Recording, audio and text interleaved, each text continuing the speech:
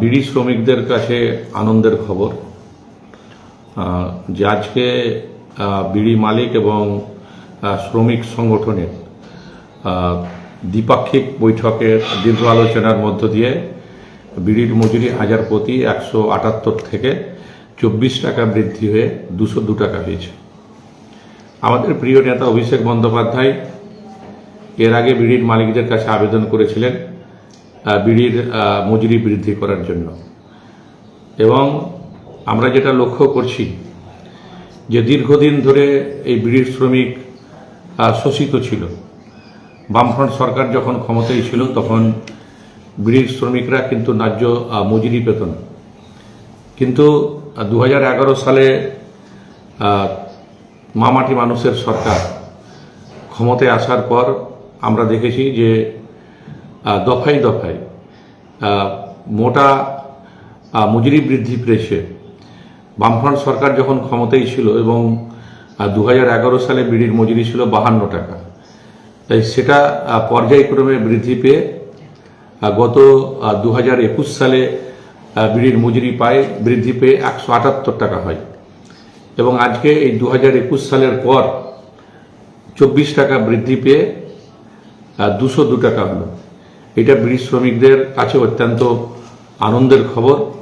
আমরা বিগত দিনে দেখেছি যে ত্রিপাক্ষিক বৈঠক হতো, ত্রিপাক্ষিক বৈঠকের মধ্য দিয়ে বিড়ির মজুরি কখনো 50 পয়সা, কখনো 1 টাকা, কখনো 1 টাকা 25 পয়সা বৃদ্ধি পেত। কিন্তু লক্ষণীয় বিষয় ছিল যে মাসের পর মাস এই বিড়ি শিল্প ধর্মঘট থাকত। মাসের পর মাস বিড়ি শিল্প ধর্মঘট বন্ধ থাকার পর শ্রমিকরা যত না লাভবান হতো তার চেয়ে বেশি ক্ষতিগ্রস্ত হতো, কারণ তাদের জীবিকা নির্বাহের একটাই অবলম্বন ছিল এই বিড়ি শিল্প। তো মাসের পর মাস যখন বিড়িটা বন্ধ থাকে তখন তাদের কিন্তু অভাব অনটনের মধ্য দিয়ে কিন্তু চলতে হতো। কিন্তু 2011 সালে ক্ষমতায় আসার পর আমরা দেখলাম যে কোনো ধর্মঘট না হয়ে, বিড়ির কারখানা বন্ধ না হয়ে এই মাত্র এই কয়েক বছরে, 13 বছরে বিড়ির মজুরিটা বৃদ্ধি পেল 202 টাকা বৃদ্ধি। তো এখানে বুঝতে হবে যে মামাটি মানুষের সরকার সবসময় গরিব মানুষের হয়ে কাজ করে।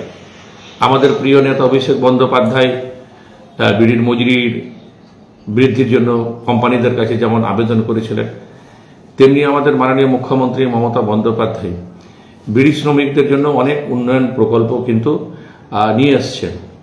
স্বভাবতই আজকে এই বাংলার যে বিড়ি শ্রমিকরা আছে তারা উপকৃত হবে আগামী দিনে, এবং আমাদের এই দীর্ঘ আন্দোলনের ফলে আজকে বিড়ি মজুরি বৃদ্ধি পেয়েছে। আমরা সবাইকে আন্তরিকভাবে অভিনন্দন জানাচ্ছি যে আজকে মালিক এবং শ্রমিক সংগঠনের যৌথ আলোচনায় আজকে একটা বিড়ির মজুরির সিদ্ধান্ত হয়েছে 24 টাকা বৃদ্ধি পেয়ে সেটা 202 টাকা আগামী দিনে পাবে। তো এটা সবচেয়ে বড় বিষয়, যেটা তৃণমূলের সরকার বলেই সম্ভব যে কোনো ধর্মঘট না ডেকে। এবং আমাদের মাননীয় মুখ্যমন্ত্রী মমতা বন্দ্যোপাধ্যায় সবসময় বলেন যে আমরা ধর্মঘট চাই না। আমাদের দেখবেন যে সমস্ত ক্ষেত্রে কোথাও কিন্তু ধর্মঘট নেই, কিন্তু শ্রমিকদের যে ন্যায্য অধিকার বিভিন্ন ইন্ডাস্ট্রিতে কিন্তু ন্যায্য অধিকারটা কিন্তু তারা পাচ্ছে। আন্দোলন আছে, কিন্তু কখনো ধর্মঘট করে নয়। মমতা বন্দ্যোপাধ্যায় এটা বারবার বলেন যে আপনারা আপনাদের অধিকার চাইতেই পারেন, আন্দোলন করতেই পারেন, কিন্তু শিল্পে ধর্মঘট নয়। ধর্মঘট করে আমরা দেখেছি যে বাম জমানায় একের পর এক কারখানা বন্ধ হয়ে গেছে, শ্রমিকরা না খেয়ে মরেছে, বিনা চিকিৎসায় মারা গেছে, শ্রমিকদের কোনো লাভ হয়নি। কিন্তু আজকে আমাদের মাননীয় মুখ্যমন্ত্রীর যে দেখানো পথ তাতে কিন্তু দেখা গেছে যে শিল্প আমাদের রাজ্যে বেড়েছে, কোনো ধর্মঘট হয়নি, কিন্তু শ্রমিকরা তাদের ন্যায্য অধিকার কিন্তু তারা পেয়েছে, অধিকার থেকে বঞ্চিত হয়নি।